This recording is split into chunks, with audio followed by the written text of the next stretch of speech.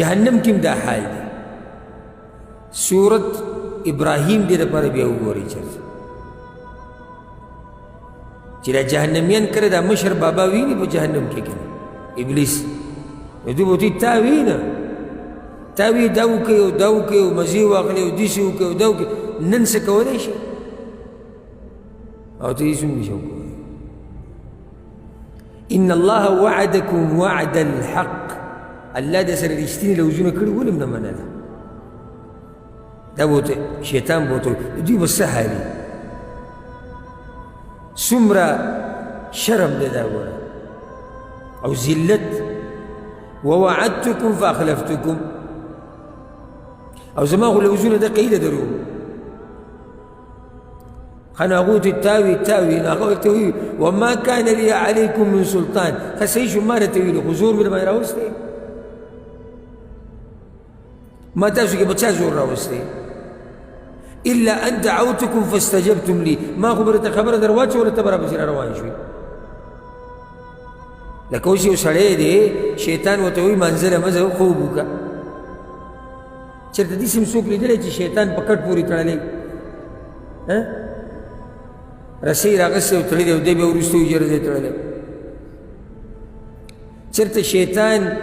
سګرټ یا یو نشه راوړې ده او یو سړی تړلی ده او په خوله کې ورته وراچولې ده که نه بلیټ یې راوړې ده او چا یې حجامت کړی دی چا یې حجامت کړی ته سړي ته ګیرې دې نشته یاره د شیطان والي ده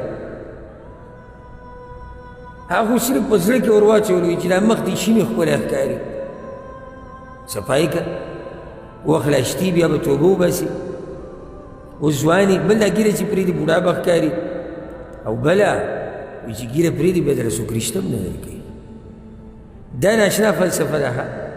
او حالانکه سبحان الله نظر وچورلوي دوه درې څلور ښځې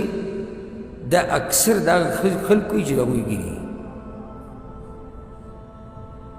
دا هم د دوی په دې خلکو کې دا ګیري چې خریلي او دا صفا ګرځي نادرا به راته څوک میلاوي چې هغه به دویم درېیم څلورم واده کړی او که کړی مي یو خو لږ دي او اکثر پکې هم د هغې هم څه وجه بیانېږي یا مې بچي نه کېږي یا ښځه مړه شوې ده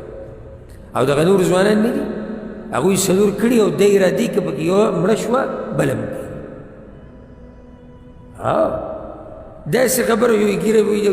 چې جنې واده کړم بیا به ګیره پرېږدم نو شیطان ورسره زور زبردستي کړې ده څه چېرې کړی صرف دعوت او دی ور روان شو یو سړی دی حرام خوري سود خوري رشوت خوري شیطان په زور بولې د هغه ځي ته چې کوم ځای کې رشوت کي بیا یې وهلی ټکولی دی چې ته زر کوه دا سود واله نه صرف ورته زړه کې ور واچول که ته دا سود شروع کړې په دې کې لویه فایده ده ستا پیسې به هم تا ته میلاو شي له پاسه به پیسې میلاو شي فایده به هم میلاو شي نو ولې دا کار نه کړي او د شروع وکړي فلا تلوموني شیطان به ورته څه اخري خبره به په دې ختمېږي فلا تلوموني ولوموا انفسکم ما مو ملامته کوئ ځان ملامته کوئ ما انا بمصرخکم وما انتم بمصرخي نن تاسو ما خلاصولی شئ او نن زه تاسو خلاصولی شم به دقه جهنم زموږ ځای ته وګورئ شي دا د